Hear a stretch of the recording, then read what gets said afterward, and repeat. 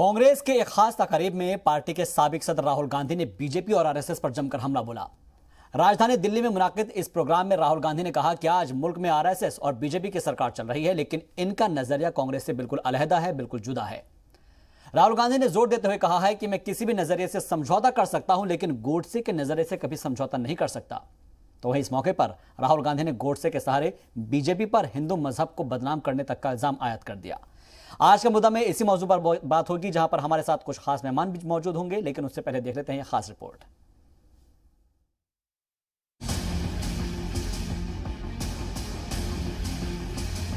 दिल्ली में मुनाकिद कांग्रेस ख्वातीन विंग की एक तकारीब में राहुल गांधी ने बीजेपी और आरएसएस पर जमकर हमला बोला।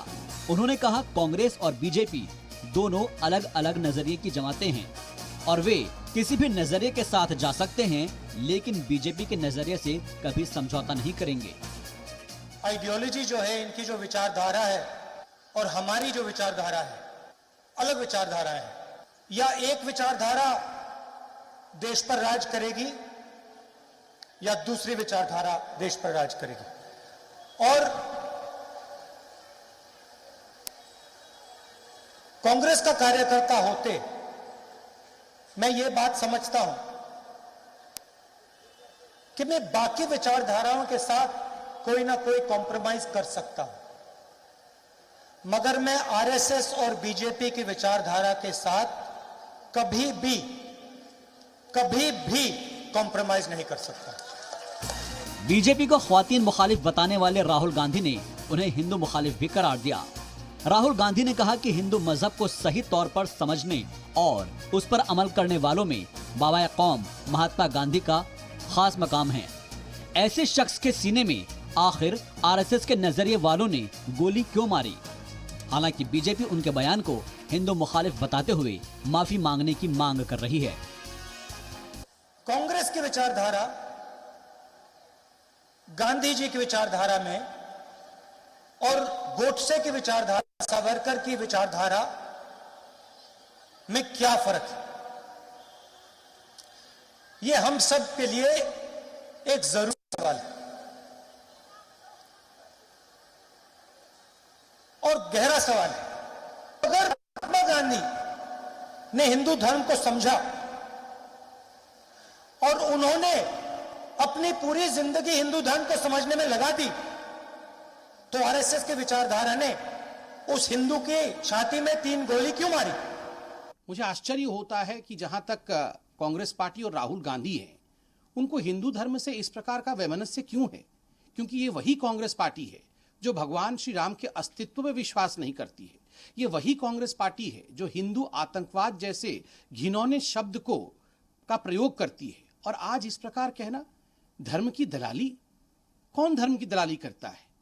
भारतीय जनता पार्टी सबका साथ सबका विश्वास करती है। याद करिए, यह वही राहुल गांधी है जिन्होंने खून की दलाली जैसे शब्द का प्रयोग हमारे वीर जवानों के लिए किया था, और आज हिंदू धर्म के लिए धर्म की दलाली जैसे शब्दों का प्रयोग वो कर रहे हैं। सियासत में मजहब के दाखिले के साथ ही टकराव भी शुरू हो जाता है, लेकिन सियासी जमातें अपने मफाद में अक्सर इसका इस्तेमाल करती रहती है। ऐसे में सवाल उठना लाजमी है कि क्या कोई मजहब इतना कमजोर होता है कि किसी के कुछ भी बोल देने से उसको नुकसान पहुंचता है?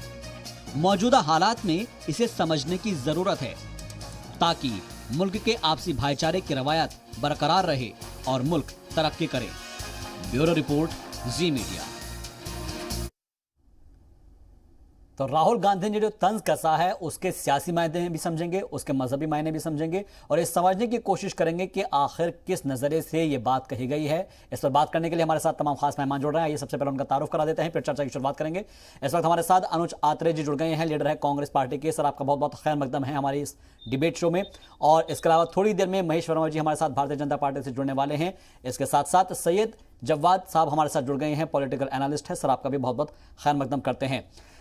अनुज आत्रे जी, सबसे पहले सीधा सवाल आपसे है और बहुत ही साफ गोई से आप जरा जवाब दीजिए कि आखिर ऐसा क्यों लगता है? क्योंकि संबित पात्रा को भी आपने सुना है, राहुल गांधी को भी आपने सुना है। संबित पात्रा सीधे तौर पर यह कह रहे हैं कि हिंदू मजहब से वैमनस्यता क्यों है? वैमनस्यता है और कौन हिंदू धर्म के नाम पे राजनीति कर रहा है, ये वही लोग हैं जो आज बार बार कांग्रेस से सवाल पूछते हैं। अगर अपने ये गिरेबान में जाकर के झांक के देखें तो इस देश का माहौल खराब करने में आरएसएस की विचारधारा को लेकर के भारतीय जनता पार्टी कल भी चलती थी, आजादी के बाद से लेकर के चल रही है और आज वर्तमान में भी वही विचारधारा इनके अंदर चल रही है जी। कौन बांटने का काम कर रहा है? पहले भी की लाइन थी फूट डालो और राज करो, डिवाइड जी। और आरएसएस और जो इनकी जो भारतीय जनता पार्टी की पेरेंट जनसंघ पार्टी वो उसी लाइन पे चलती थी। उन्होंने भी कहा था, अंग्रेजों की लाइन में लाई थी और आज उसी को ही मंत्र को लेकर के ही आगे चल रहा है और उसी में ही कहीं ना कहीं ये जब बात देश को बांटने का काम करते हैं। देश में अगर एकजुट रखने की बात कोई करता है, सब धर्मों का अगर आदर और सम्मान करने की कोई बात करती है तो कांग्रेस पार्टी है जो शुरू से करती आई है, आज भी करती है। राहुल जी ने क्या कहा है? राहुल जी तो कांग्रेस की जो आत्मा है उसी को काम कर रहे हैं। कांग्रेस की आत्मा क्या है? जो संविधान में इस देश के लिखी है, we the people of India. हम लोग सेकुलर, हमारा देश है, सेकुलरिज्म के हिसाब से हम लोग चलते हैं और सेकुलरिज्म का मतलब ये है कि सबको अपने धर्म की, मजहब की मानने की आजादी है जी। और एक दूसरे का, हमको धर्म और मजहब का एक दूसरे को सम्मान भी करना है, ये हमारी ड्यूटी है। लेकिन क्या वर्तमान में मौजूदा भारतीय जनता पार्टी के शासन में ये हो रहा है? देश में ये हो रहा है। अभी हो क्या रहा है?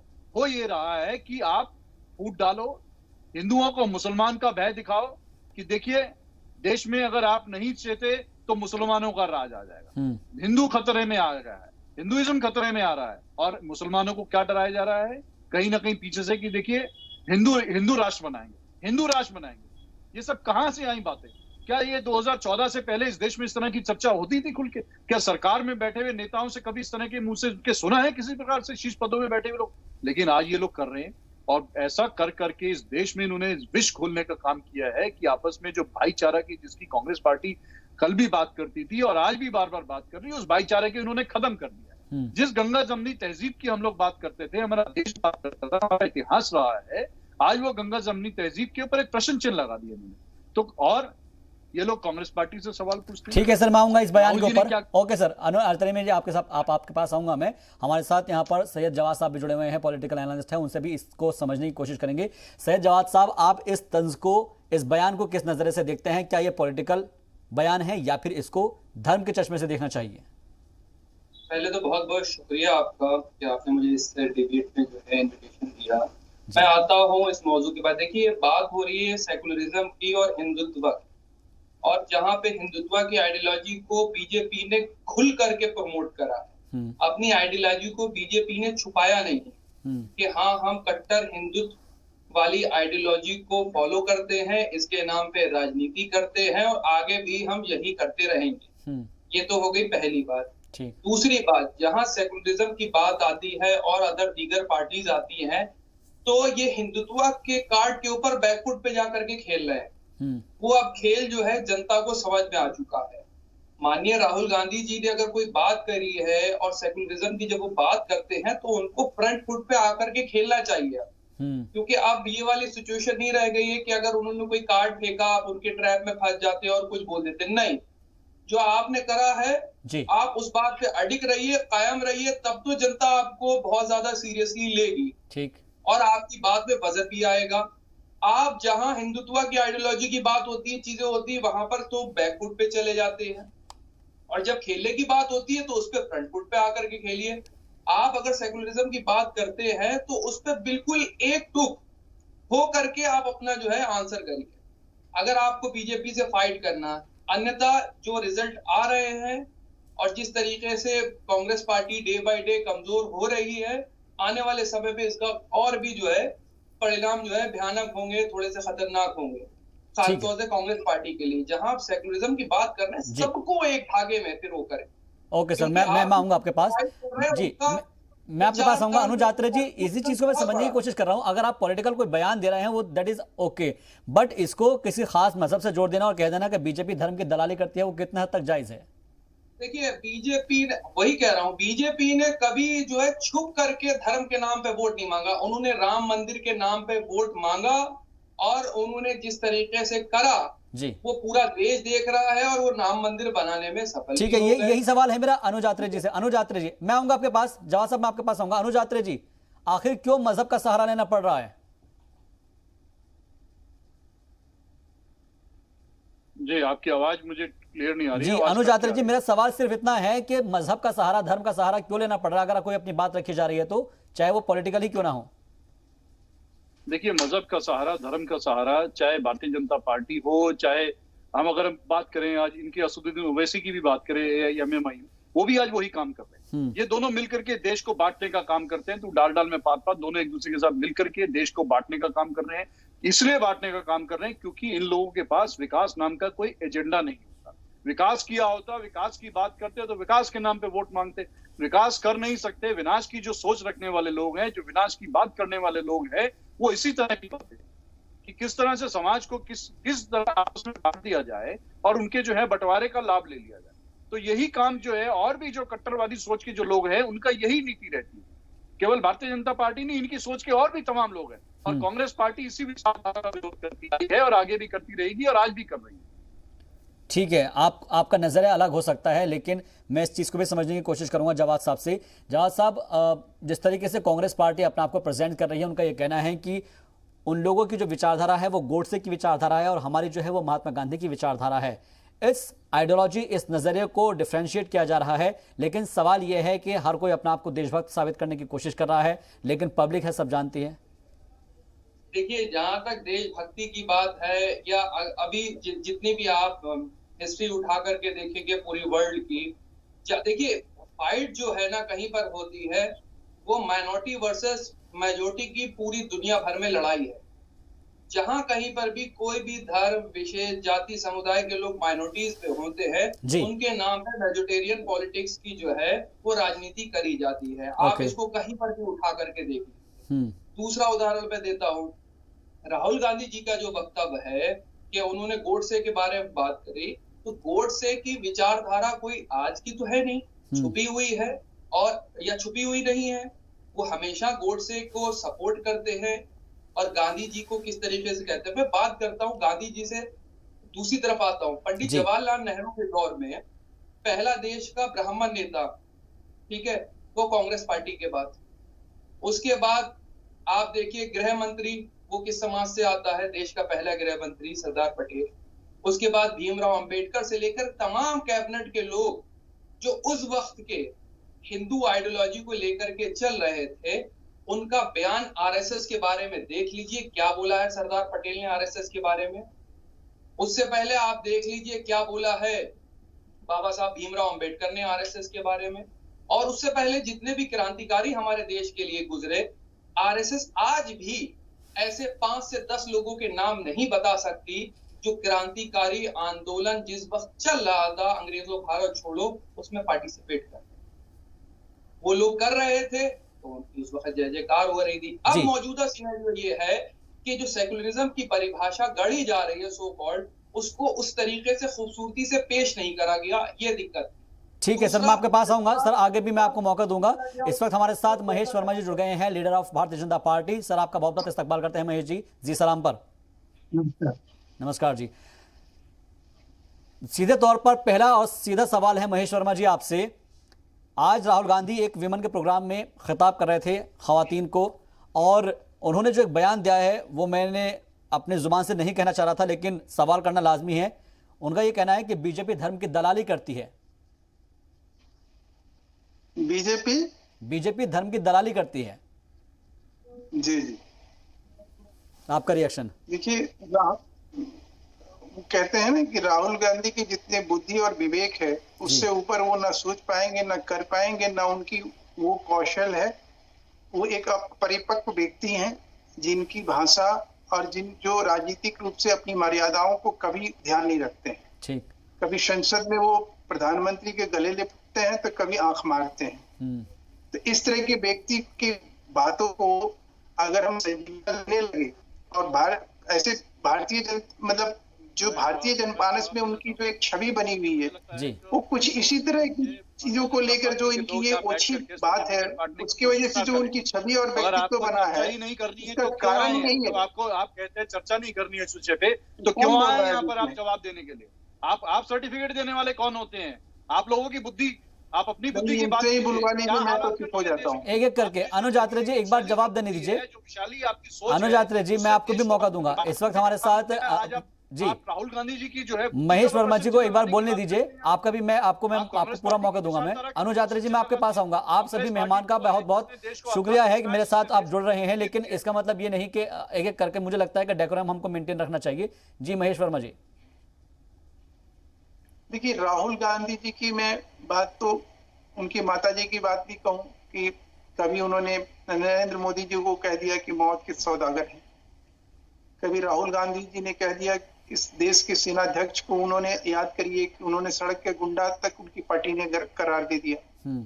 इसी प्रकार से राहुल गांधी जी जो है, उनके 100 ऐसे स्टेटमेंट हैं जो एक तरह से अपशब्द के श्रेणी में आते हैं जी।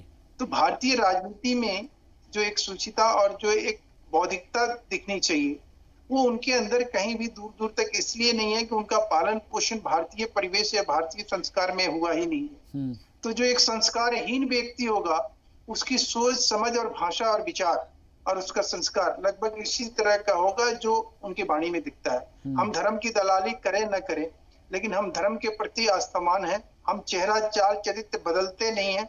हम कहीं जाएं तो कुछ हो जाए, कहीं जाएं तो कुछ हो जाए, हम बहुरूपी की तरह दिखाई नहीं देते हैं। हाँ, ये जरूर है कि हम उस तरह के दलाल नहीं हैं जैसे कि उन कांग्रेस पार्टी के इतिहास में, और आज भी वो बेल पे छूटे हुए दलाल की तरह ही अपराधी हैं।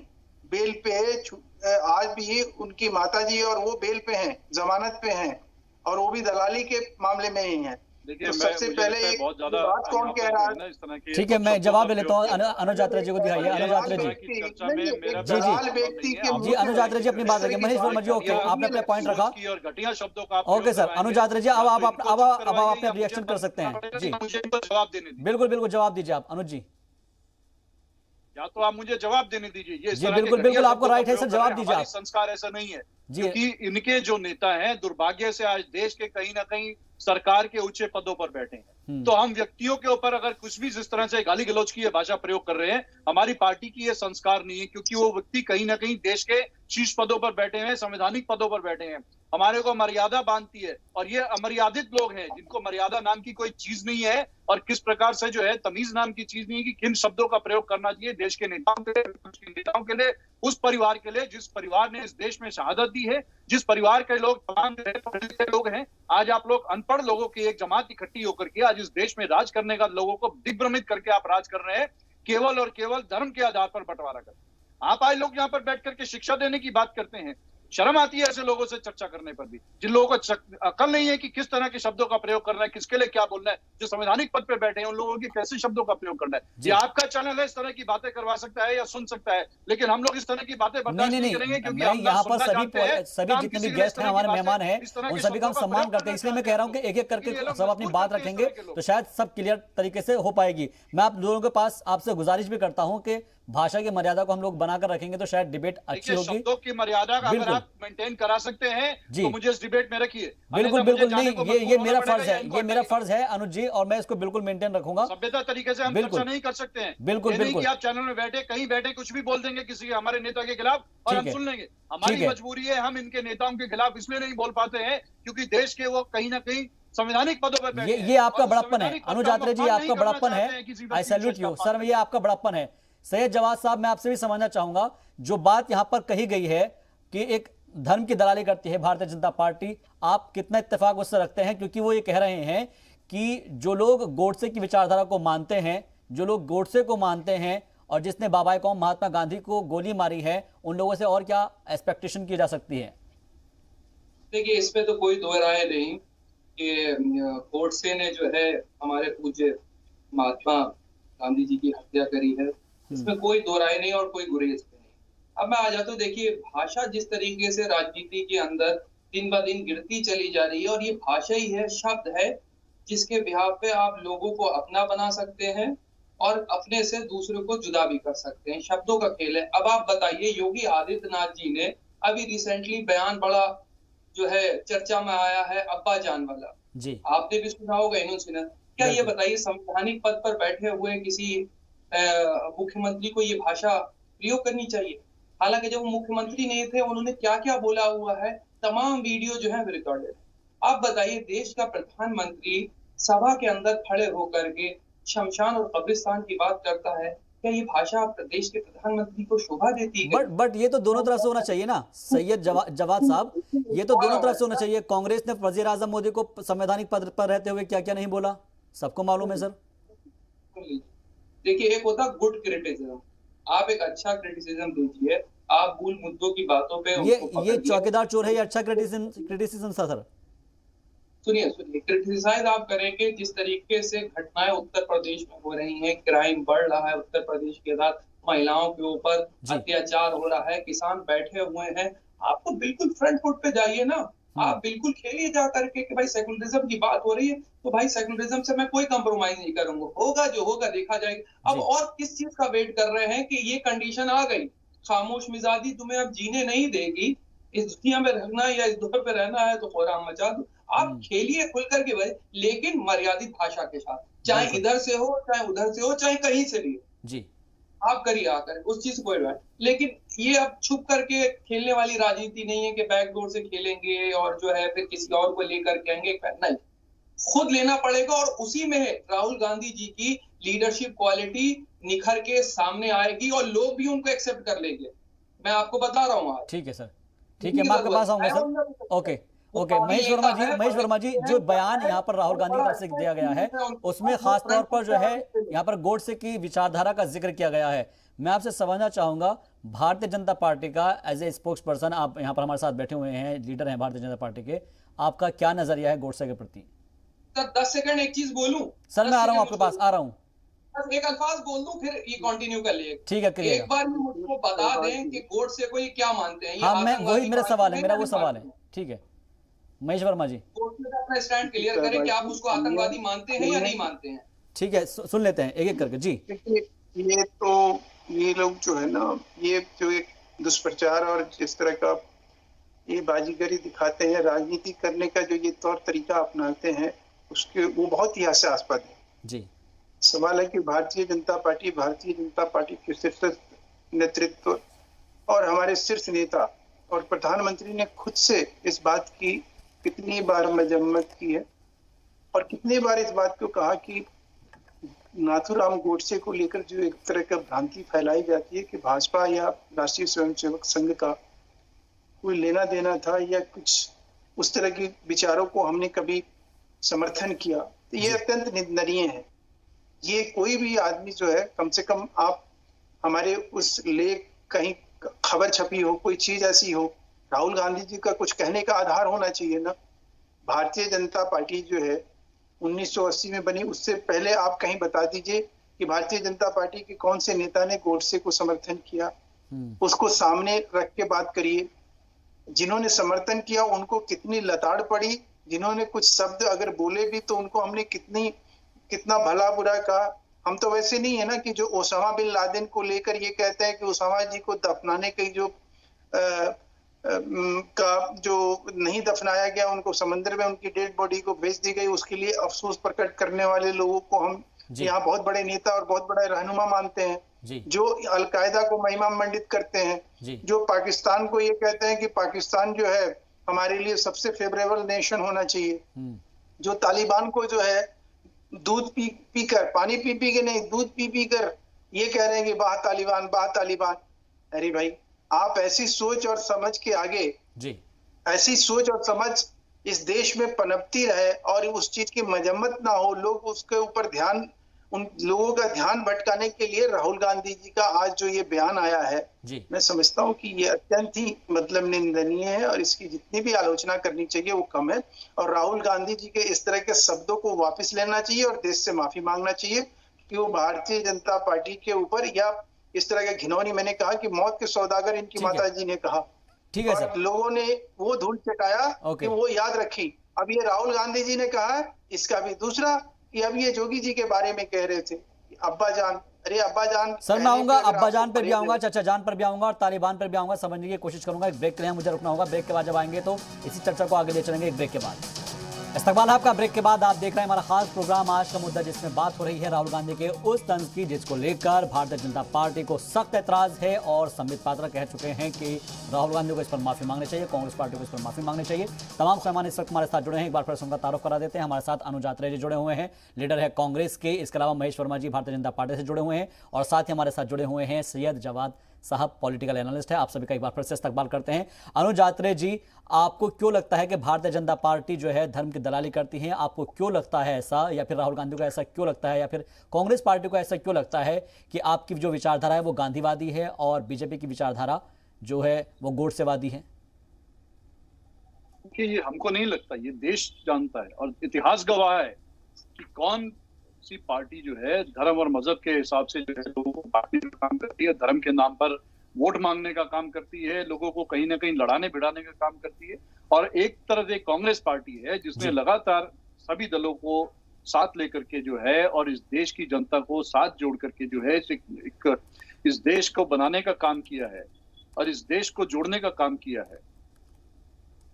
जी, मेरी आवाज आप तक जी सुन पा रहा हूं मैं, कंटिन्यू कीजिए। तो हाँ, गोडसे की विचारधारा कौन सी है? गोडसे की विचारधारा तो वही है ना कि जिसने महात्मा गांधी का खून किया था। और कहीं ना कहीं वो गोडसे कौन थे? नाथूराम गोडसे।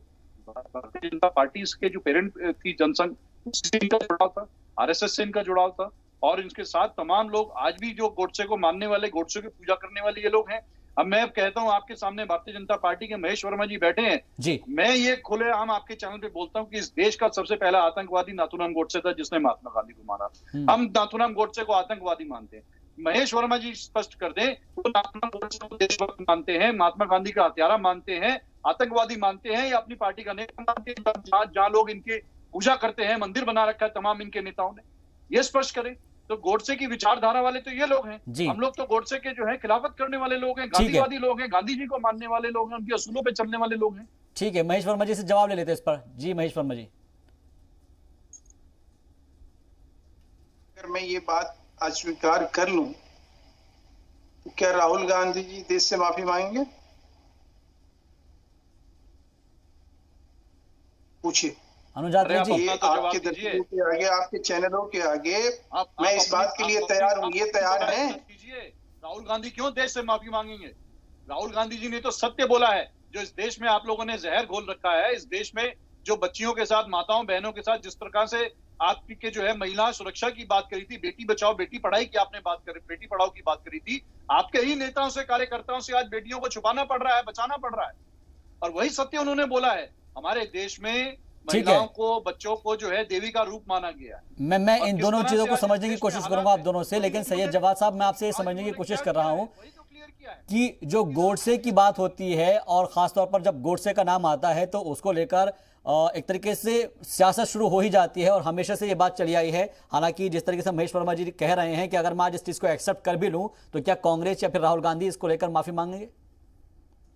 तो मुझे ये बताइए महेश जी, अगर आप इस चीज को एक्सेप्ट कर लेंगे तो इसका मतलब उन्होंने सच बोला है, तो सच बोलने वाला माफी क्यों मांगेगा? यानी आपने इस चीज को तस्लीम कर लिया, जो राहुल गांधी जी कह रहे थे वो सही कह रहे थे जी। और सही बोलने से अगर लोग माफी मांगने ले तो भाई बात ही खत्म हो गई फिर। हाँ। यानी आपने उनको ये कह दिया है इनडायरेक्ट वे में, और तमाम भारतीय जनता पार्टी के लोग सुन लें और देख भी लें कि देखिए आपके प्रवक्ता क्या कह रहे हैं नाथूराम गोडसे के बारे में, और वो इस चीज को तस्लीम कर रहे हैं, एक्सेप्ट कर रहे हैं कि हाँ जो राहुल गांधी जी ने कहा वो सही कहा। अगर वो इस चीज को एक्सेप्ट कर लेंगे तो राहुल गांधी जी माफ करेंगे, माफी मांगेंगे। तो मतलब सच बोलने के ऊपर माफी मांगना, ये समझ में नहीं आ रहा मुझे, ये कौन सी बात हो गई? अभी बोला ना इन्होंने। दूसरी बात कहता हूँ, इस पे भाई दो मत है ही नहीं कि गोडसे के समर्थन में हमने देखा किस तरीके से पूजा शकुन पांडे नाम की लेडी ने गांधी जी का एक पूरा स्टैचू बनाया, फिर उसमें किस तरीके की गोली मारी गई और किस तरीके से क्या क्या हुआ वो हमने देखा। सदन में इनकी साध्वी प्रज्ञा ठाकुर ने क्या बोला था नाथूराम गोडसे के बारे में वो जग जाहिर है। उसके बाद प्रधानमंत्री जी ने एक बात तो बोली लेकिन उसको अमली जामा नहीं पहनाया आज तक जी कि भाई अगर उन्होंने कोई बात करी थी सस्पेंड करते, एक मिसाल कायम करते। प्रधानमंत्री जी के पास मौका था स्टैंड क्लियर करने का, लेकिन वो चूक गए। ठीक है, अब बात आती है राहुल गांधी के ऊपर, तो राहुल गांधी की बात को तो ये एक्सेप्ट कर ही लिया है ना इन्होंने कि राहुल गांधी जी सही बोल रहे थे। तो ये कैसी बात हुई? जी रिप्लाई ले लेते हैं, एक बार उनका रिएक्शन में ले लेते हैं। महेश वर्मा जी, क्या आप इस बात से इत्तेफाक रखते हैं कि वो जो अगर बात कह रहे हैं तो इट मींस कि उन्होंने एक्सेप्ट कर लिया है? क्या सैयद साहब को सुना आपने, सैयद जवाद साहब को? आपने ये बोला, क्या सैयद जमाल साहब क्या बोल रहे हैं? सैयद जवाद साहब जवाब दीजिए। मैं ये कह रहा हूं कि अगर राहुल गांधी जी ने ये जो अल्फाज गोडसे के बारे में बोले हैं और आप कह रहे हैं कि चलिए मैं आपको बोल देता हूं, तो राहुल गांधी जी माफी मांगेंगे, इसका मतलब आपने एक्सेप्ट कर लिया, यानी राहुल गांधी जी सही बोल रहे थे। इस चीज में तो कोई दो राय नहीं है कि नाथूराम गोडसे ने गांधी जी की हत्या करी है ना, और आप उनको क्या मानते नहीं मानते, लेकिन आप ये चीज एक्सेप्ट अगर कर ले रहे हैं कि हाँ वो आतंकवादी था, चीजें थे, तो राहुल गांधी जी माफी मांगे। तो राहुल गांधी जी ने कौन सी गलत बात बोली? यानी आपने तो एक्सेप्टेंस दे दी ना कि हाँ राहुल गांधी जी सही कह रहे थे। अगर वो सही कहने के लिए माफी मांगेंगे तो भैया बहुत अच्छी बात है, हर आदमी सच बोलने के लिए माफी मांगता घूमेगा। फिर तो अगर सच बोलने के लिए माफी मांगने की जरूरत पड़े तो फिर बात ही खत्म हो गई ना मेरे भाई। कैसी बात कर रहे हो? जी महेश वर्मा जी, ये चुप क्यों कर गए? ये चुप क्यों कर गए अनुज यात्रे जी? अनुज यात्रे जी का टेक्निकल इश्यूज आ रही है अभी। कहने के लिए तैयार हूं कि हाँ नहीं, अनुज यात्रे जी को हम जोड़ रहे हैं, अभी उनके टेक्निकल इश्यू आ रहा है, मैं जोड़ने की कोशिश कर रहा हूँ। चाहिए यार, गिरौनी राजनीति के रास्ते पे चलते हुए आप लोग इस तरह से देश में एक बंटवारा करना चाहते हो, मानसिक रूप से, बौद्धिक रूप से लोगों को। जी जी, ये कैसी राजनीति है आप लोग की? अनुज यात्रे जी जुड़ गए हैं। अनुज यात्रे जी कुछ कहना चाह रहे हैं महेश जी आपसे? जी जी जी बोलिए, मैं सुन सकता हूँ। अनुज जी, मैंने आपसे सवाल किया जी, कि आप मुझे ये बता दीजिए कि क्या राहुल गांधी माफी मांगेंगे अगर हमने इस चीज को मान लिया कि हाँ हम कहीं, हमारा कोई लेना देना नहीं है, हम हत्यारा मानते हैं नाथूराम गोडसे को, तो राहुल गांधी जी माफी मांग लेंगे? किस चीज के लिए माफी मांगेंगे? देश से माफी तो आपको मांगनी चाहिए, आपकी सरकार को मांगनी चाहिए। अरे भैया मैं ये कह रहा हूँ, अभी आपने क्या कहा? नहीं, अभी आपने कहा कि महेश वर्मा जी तीन चीजों पर आपने तीन सवाल लगे, शहबाज जी इनको बताइए आपके दर्शकों ने क्या, कि आपके दर्शकों के आगे इन्होंने क्या बोला? शहबाज जी बोलिए कि इन्होंने क्या पूछा था मेरे से सवाल। जी सवाल यही है, इनसे सवाल क्या पूछे थे? जी सवाल यही किया गया है कि जिस तरीके से राहुल गांधी ने जो स्टेटमेंट दिया है, उस स्टेटमेंट की बात कर रहे हैं कि गोडसे की जो विचारधारा है, अगर ये उनको लगता है कि अगर वो गोडसे की विचारधारा को मानते हैं और हम गांधीवाद को मानते हैं, तो अब महेश वर्मा जी का ये कहना है इस पर कि अगर हम ये एक्सेप्ट कर भी लेते हैं कि हम नहीं मानते हैं, तो क्या इसके लिए राहुल गांधी माफी मांगेंगे? किस बात के लिए माफी मांगेंगे ये भी तो बताइए। कौन सी बात के लिए माफी मांगेंगे? आपकी सरकार को, आपकी पार्टी को आईना दिखाना मानती है, तो ये गुनाह जिसको देश का सुप्रीम कोर्ट ने भी माना कि नाथूराम गोडसे जो है हत्यारा थे, उनको फांसी पे चढ़ाया गया, जवाब दीजिए ना। हम भी मानते हैं, हम भी मानते हैं। तो आज राहुल गांधी माफी मांग लेना, आप कहिए कि हाँ राहुल गांधी माफी मांगेंगे। ठीक है, जवाब ले लेते हैं। अनुज यात्रे जी जवाब दीजिए।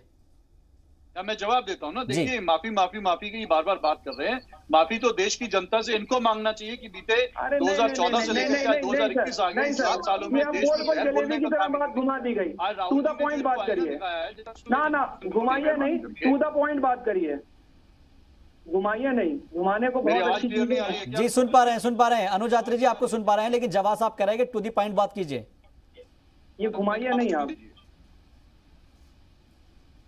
राहुल जी ने जो कहा है, इनकी पार्टी को, इनकी सरकार को आईना दिखाने का काम किया है। जिस तरह से देश में महिलाओं के साथ, माताओं, बहनों, बच्चों के साथ, बच्चियों के साथ जिस तरह से घटनाएं हो रही हैं, अपराध हो रहे हैं, अरे देखिए, ये देखिए, आप नहीं बोलेंगे ये, तो वायदा किया था नहीं सर, अब आप नहीं बोल पाएंगे। मैंने पहले पता था कि टू द पॉइंट अगर बात करेंगे तो बात करेंगे। आप ये गोल गोल जलेबी की तरह घुमाएंगे, उसमें इमरती बनाएंगे, डिजाइन देना है, पीछे पतली गली से निकल लेंगे।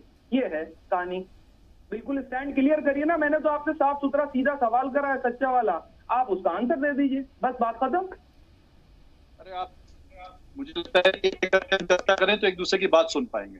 ये इस तरह से चर्चा नहीं हो पाएगी शोर मचाने के। मुझे लगता है कि एक एक करके आप अपनी बात के जवाब, मुझे लगता है कि शायद कुछ मिसकंफ्यूजन हो रहा है, इसके अंदर कुछ कंफ्यूजन हो रहा है, मिसलीडिंग हो रही है। सैयद जवाद साहब, आप कुछ कहना चाह रहे हैं? पहले उनका रिएक्शन जान लेते, फिर उसके बाद फिर अनुज यात्रे के पास जाएंगे। जवाद साहब जी आप बताएं। उस वक्त क्योंकि डिस्कनेक्ट हो गए थे यहाँ पर अनुज यात्रे जी, इसलिए वो सुन नहीं पाए थे आपकी बात। देखिए, आप गोडसे को जो भी मानते हो, ठीक है, अगर आप गोडसे पे अपना स्टैंड बिल्कुल क्लियर स्पष्ट करके चलेंगे, ऐसा नहीं होगा कि हाँ यहाँ पे ये कुछ और वहां पे वो कुछ। ठीक है, या तो आप स्टैंड क्लियर करिए गोडसे के ऊपर। अगर आप उनको हत्यारा आतंकवादी मानते हैं तो राहुल गांधी ने भी यही बात करी है कि उनके जो मानने वाले हैं, उनके जो सपोर्टर हैं, चीजें हैं, वो उनके ऊपर कटाक्ष कर रहे थे, यानी वो सही बोल रहे थे। अगर वो सही बोल रहे थे तो फिर आपत्ति और माफी किस बात की वो मांगेंगे? क्या सच बोलने के लिए माफी मांगेगी? अच्छा, फिर एक बात और कह रहा हूं, अंबेडकर जी को उठा करके पढ़िए, उन्होंने आरएसएस के बारे में क्या बोला। उसके बाद अगर आप पढ़ लेंगे सरदार पटेल को, मैं किताब का रेफरेंस भी देता हूं, आजादी के बाद का भारत, रिटन बाय बिपिन चंद्रा जी की किताब है, उसको देख लीजिए। क्या वो आरएसएस के बारे में, पहले सरदार पटेल जो हमारे देश के गृह मंत्री थे, उनका स्टैंड पढ़ लीजिए आप जा करके कि उन्होंने आरएसएस के बारे में क्या बोला है और क्या कहा है। आप वहां जाने से पहले, उससे पहले तमाम जो दीगर हमारे पहली कैबिनेट थी, उनमें जो है आरएसएस के लिए क्या क्या लोगों ने बोला, क्या क्या स्टैंड करा है, आप जाके पढ़ लीजिए। तो तकलीफ किस बात को है? ठीक है, ये सवाल आपका महेश वर्मा जी से, बीजेपी से आपका ये सवाल। ठीक है महेश वर्मा जी, आपके लिए है। देखिए, ये जो अनर्गल प्रलाप कर रहे हैं ये आरएसएस के बारे में, आज जो मुद्दा है जो आपने उठाया है उसके बारे में ये कुछ न सुनना चाहते न बोलना चाहते हैं। इन्होंने अपनी एक मानसिकता बनाई है कि हमें जो है बीजेपी का विरोध करना है। हम तो विरोध करने के लिए इस देश में पैदा हुए हैं और हम विरोध करेंगे जो बात तुष्टिकरण का करेगा, जो किसी तरह से हिंदुओं के अगेंस्ट में बोलेगा, जी हिंदुओं के खिलाफ बोलेगा, वो हमारा रहनुमा होगा। जो हिंदुओं के फेवर में बोलेगा वो हमारे लिए खलनायक है, वो विलेन है, वो इस देश का वासी नहीं है।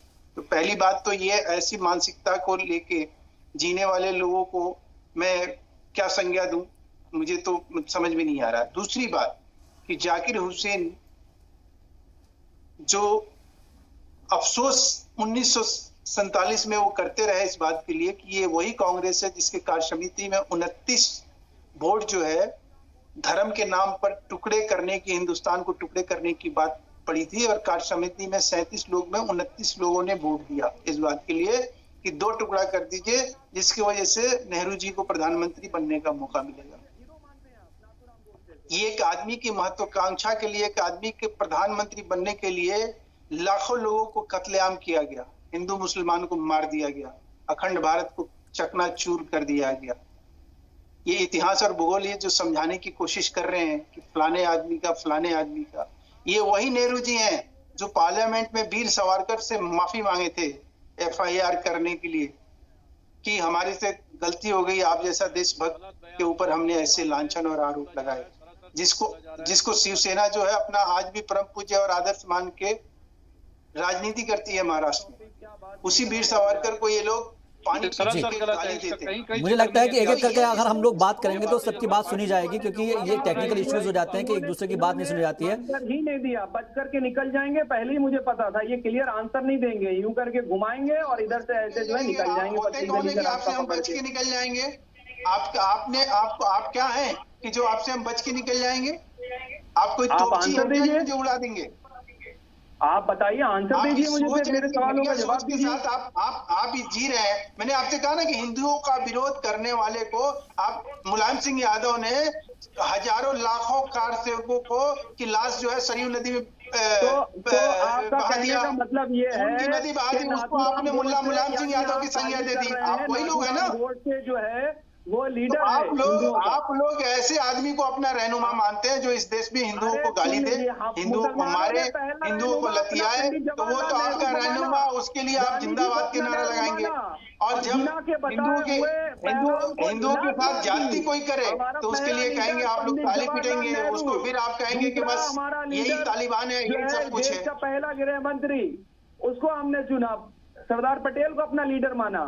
उसके बाद हमारे पास गांधी जी थे मुसलमानों के लीडर, माफ करिएगा, कोई मुसलमानों का लीडर कोई मुसलमान नहीं था। और जिना के बनाए हुए ट्रू नेशन थ्योरी को जिसको आप सपोर्ट करते थे उसको लात मार दी, चिट्ठी लिखी थी नेहरू को, और अपने दर्द को उन्होंने वहाँ दर्द बयां किया कि किस तरह से आपने अपने महत्वाकांक्षा के लिए इस देश के साथ आपने गलत किया। हीरो मानते हैं आप, गोडसे को हीरो मानते हैं, साबित कर दिया आपकी वाणी ने, आपके अल्फाजों ने, आपके हीरो मानने वाले लोग, गोडसे के नाम पर अपनी दुकानदारी चलाने वाले लोग देख लीजिए, शर्म करिए।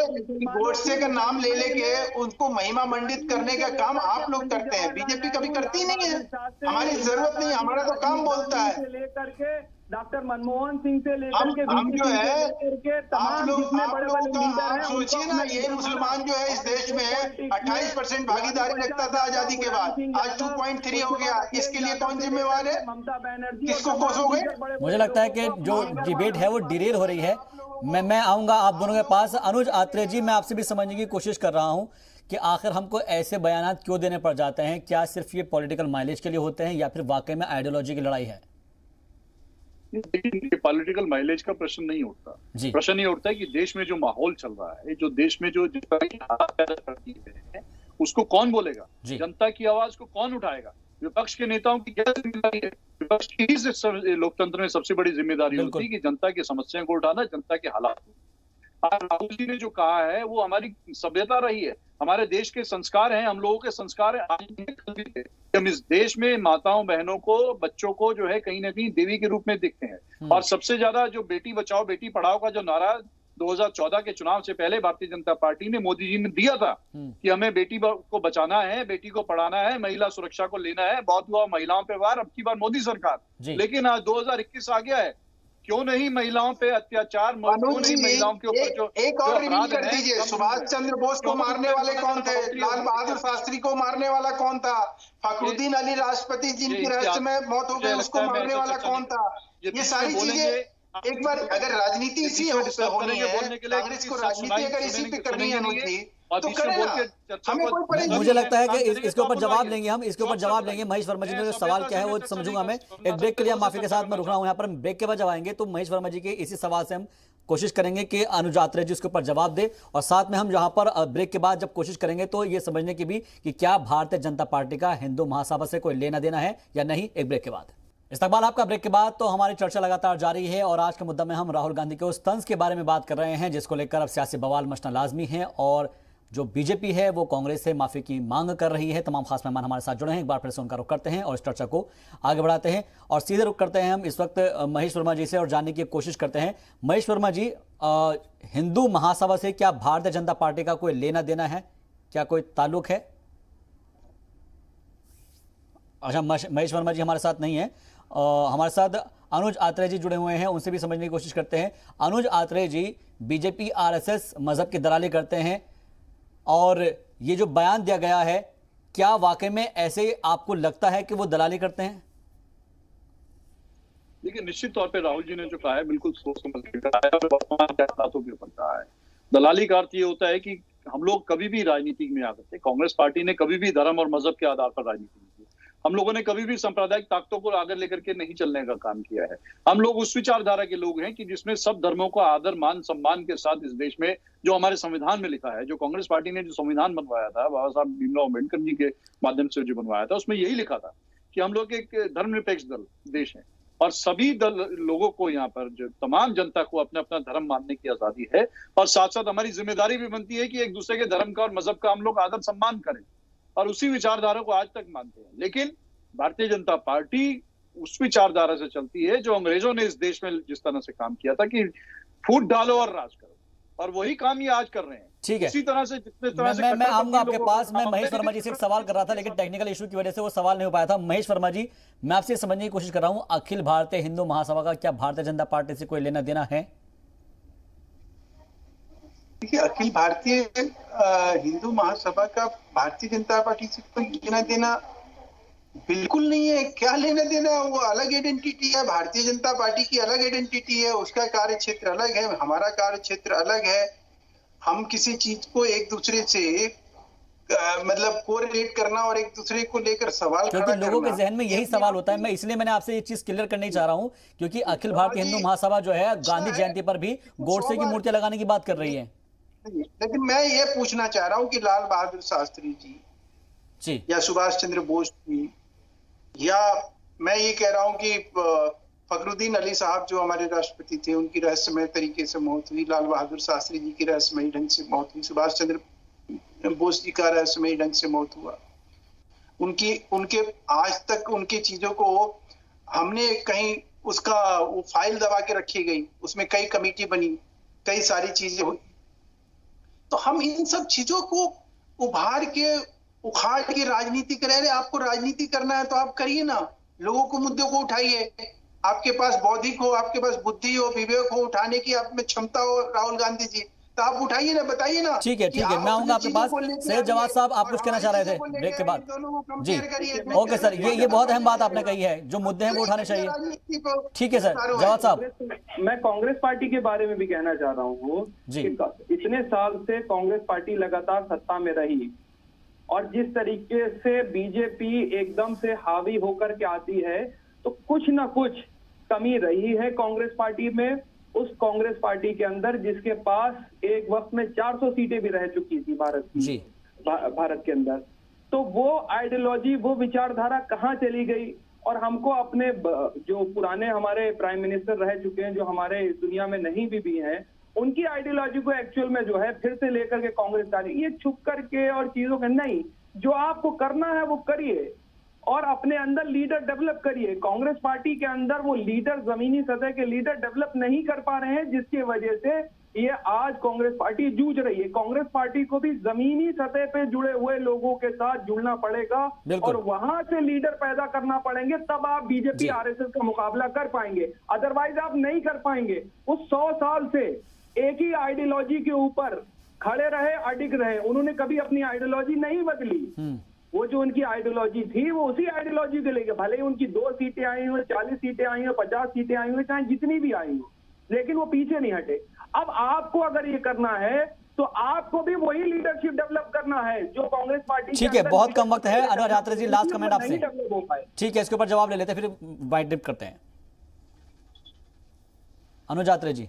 जी जी, देखिए, जहां तक आइडियोलॉजी का सवाल है, मुझे नहीं लगता कि भारतीय जनता पार्टी किसी आइडियोलॉजी के तहत चलती है। एक यही ऐसा दल इस देश में ऐसा है जिसकी कोई आइडियोलॉजी नहीं है। इनकी केवल आइडियोलॉजी है कि देश में किस तरह से जहर घोलना है, समाज को किस तरह से बांटना है, किस तरह से धर्म मजहब के नाम पे बांटना है, जातियों के नाम पर बांटना है, अगड़ों पिछड़ों के हिंदुओं में आपस में बंटवारा करना है, ये इनका काम।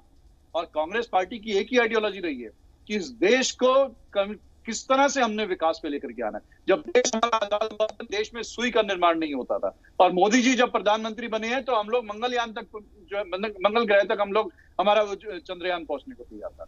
तो ये इस देश को कांग्रेस ने बुनियादी मजबूती दी है और यही कांग्रेस की आइडियोलॉजी है। और भारतीय जनता पार्टी की आइडियोलॉजी सब लोग समझ चुके हैं। तो मुझे लगता है कि कांग्रेस को शिक्षा का पाठ देने की आवश्यकता नहीं है। भारतीय जनता पार्टी की अगर वो सत्ता में बैठे हैं तो उनकी चकाचौंध से हम लोगों को चुंधियाने की आवश्यकता नहीं है। ये 4 दिन की चांदनी है, देखिए घूम फिर करके वहीं आएंगे। और उसके बाद जिस तरह से ये सत्ता से पहले उड़े थे, अब इनका नामो निशान नहीं परमानेंट।